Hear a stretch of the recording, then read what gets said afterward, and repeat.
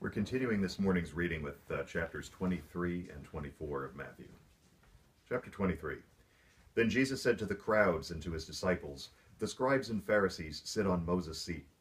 So do and observe whatever they tell you, but not the works they do. For they preach, but do not practice. They tie up heavy burdens, hard to bear, and lay them on people's shoulders, but they themselves are not willing to move them with their finger. They do all their deeds to be seen by others, for they make their phylacteries broad and their fringes long, and they love the place of honor at feasts, and the best seats in the synagogues, and greetings in the marketplaces, and being called rabbi by others.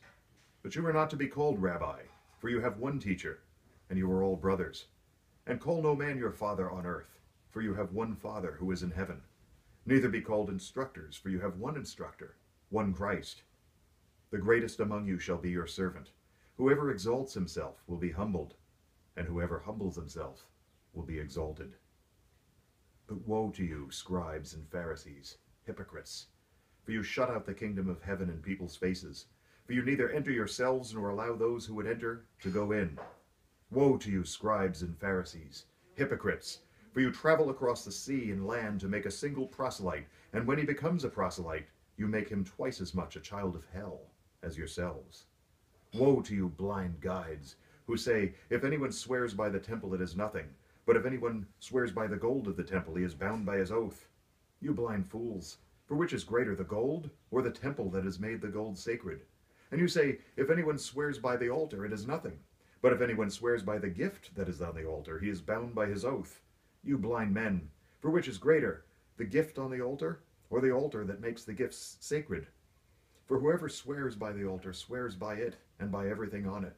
And whoever swears by the temple swears by it, and by him who dwells in it. And whoever swears by heaven swears by the throne of God, and by him who sits upon it. Woe to you, scribes and Pharisees, hypocrites! For you tithe mint, and dill, and cumin, and have neglected the weightier matters of the law, justice, and mercy, and faithfulness. These you ought to have done, without neglecting the others. You blind guides, straining out a gnat, and swallowing a camel. Woe to you, scribes and Pharisees, hypocrites! For you clean the outside of the cup and the plate, but inside they are full of greed and self-indulgence. You blind Pharisee, first clean the inside of the cup and the plate, that the outside also may be clean. Woe to you, scribes and Pharisees, hypocrites! For you are like whitewashed tombs, which outwardly appear beautiful, but within are full of dead people's bones and all uncleanness. So you also appear righteous to others, but when within you are full of hypocrisy and lawlessness. Woe to you, scribes and Pharisees, hypocrites! For you build the tombs of the prophets and decorate the monuments of the righteous, saying, if we had lived in the days of our fathers, we would not have taken part with them in shedding the blood of the prophets. And thus you witness against yourselves that you are the sons of those who murdered the prophets. Fill up then the measure of your fathers, you serpents, you brood of vipers. How are you to escape being sentenced to hell? Therefore I send you prophets and wise men and scribes, some of whom you kill and crucify, some of whom you will flog in your synagogues and persecute from town to town, so that on you may come all the righteous blood shed on earth, from the blood of the righteous Abel to the blood of Zechariah, the son of Berechiah, whom you murdered between the sanctuary and the altar. Truly I say to you, all these things will come upon this generation. O Jerusalem, Jerusalem, the city that kills the prophets and stones those who are sent to it. How often would I have gathered your children together, as a hen gathers her brood under her wings, and you were not willing. See, your house is left to you desolate, for I tell you, you will not see me again, until you say, blessed is he who comes in the name of the Lord. Chapter 24. Jesus left the temple and was going away when his disciples came to point out to him the buildings of the temple. But he answered him, you see all these, do you not? Truly I say to you, there will not be left here one stone upon another that will not be thrown down.